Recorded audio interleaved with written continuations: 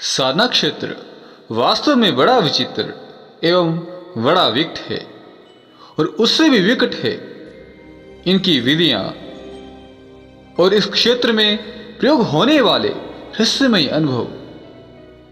कहीं शाबरी मंत्रों का मायाजाल, तो कहीं तांत्रिकों की अनोखी क्रियाएं, तो कहीं शुद्धता वैदिक मंत्रों की।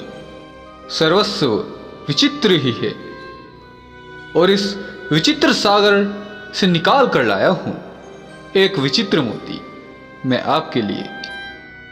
साधक निरंतर ही मुझसे संपर्क करते रहते हैं अपनी साधना के अंतर्गत आने वाली समस्याओं के समाधान हेतु। प्रश्न अनेक, समस्याएं अनेक, उलझने भी अनेक, परंतु बार बार एक प्रश्न साधकों के द्वारा अक्सर पूछा जाता रहा है। समय का अभाव है, जीवन में व्यस्तता है, न वो क्षमता है जो एक योग्य साधक में होनी चाहिए, न ब्रह्मचर्य धारण करने का सामर्थ्य है।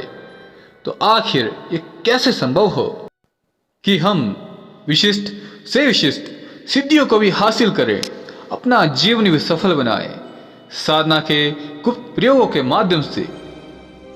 खैर, मैं तो सर्वप्रथम पहले इतना ही कहना चाहूंगा कि जो अपने अवगुणों का त्याग न कर सके, जो स्वयं को साधना क्षेत्र में योग्य बनाने का प्रयास ना करे, वह साधक कहलाने के भी योग्य नहीं।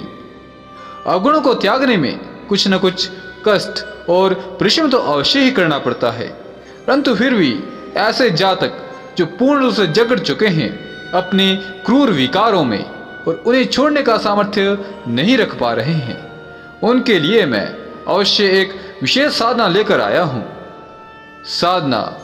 साधना शुद्ध साधकों के लिए दो प्रकार की होती है। साधना वह जिससे साधक भौतिक जीवन में समृद्धि प्राप्त करता है।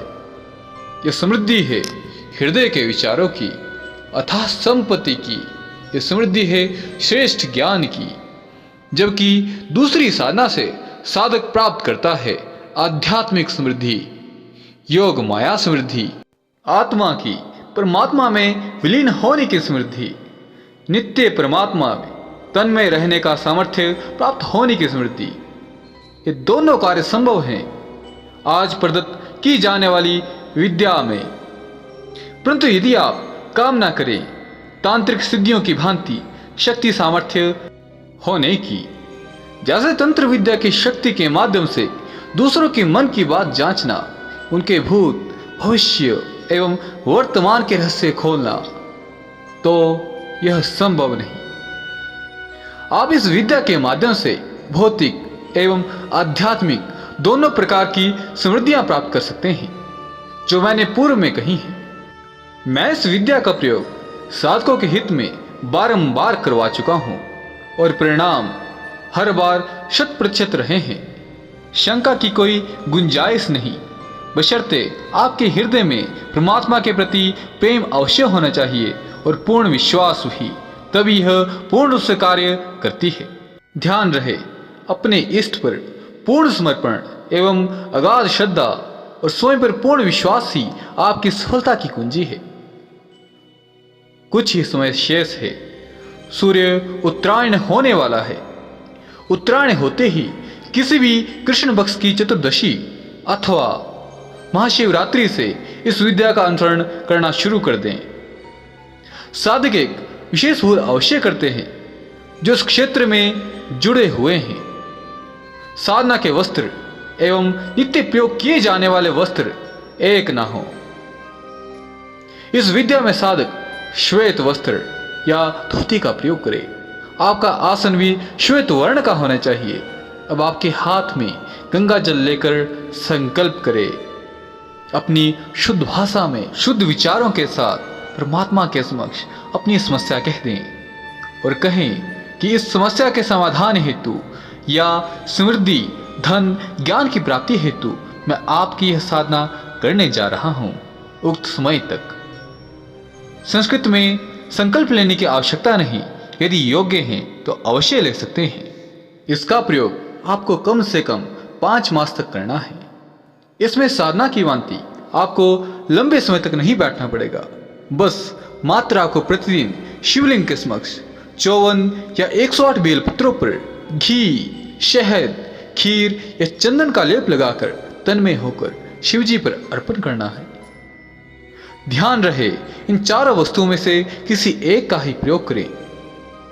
वैसे तो शास्त्र कहता है कि इस प्रकार 31 या 41 दिन तक लगातार अर्चन करने से महालक्ष्मी एवं महासौभाग्य का आगमन होता है, परंतु प्रत्येक व्यक्ति का प्रारब्ध अपना अपना होता है। उसके पूर्व जन्मों के कर्मों के अनुसार ही उसे इस जन्म में उसकी भक्ति के फल मिलते हैं। इसलिए मुझे इतना लंबा समय देना पड़ा, क्योंकि मैंने आज तक जिसको भी यह विधि प्रयोग में करवाई है उनमें से कई साधकों का उद्धार होते होते 5 मास का समय लग गया था, जबकि कईयों की मनोकामना पूर्ति मात्र 2 मास के भीतर ही हो गई। यह अपने अपने प्रारब्ध का परिणाम है। यदि साधक चाहे तो इन सामग्रियों का होम भी कर सकता है। इस बात का विशेष ध्यान रखें, महाशिव पुराण के अनुसार चतुर्थी, अमावस्या, अष्टमी, नवमी, चतुर्दशी, संक्रांति और सोमवार के दिन बिलपत्र तोड़ना वर्जित रहता है। ऐसी परिस्थिति में निश्चित तिथि से एक दिन पूर्व ही बिलपत्र लेकर एकत्रित कर ले, अथवा एक दिन पूर्व ही अर्पित किए गए बेलपत्रों को जल से स्वच्छ कर पुनः अर्पित कर दें। बेलपत्र एवं तुलसी पत्र को पुनः स्वच्छ करके अर्पित किया जा सकता है। इनमें निर्माल्य दोष नहीं होता। जो भी जातक साधना करने में समर्थ नहीं है वह इस विधि का अवश्य प्रयोग कर सकते हैं। यह उन्हें साधना के समान ही फलदायी एवं फलीभूत होगी।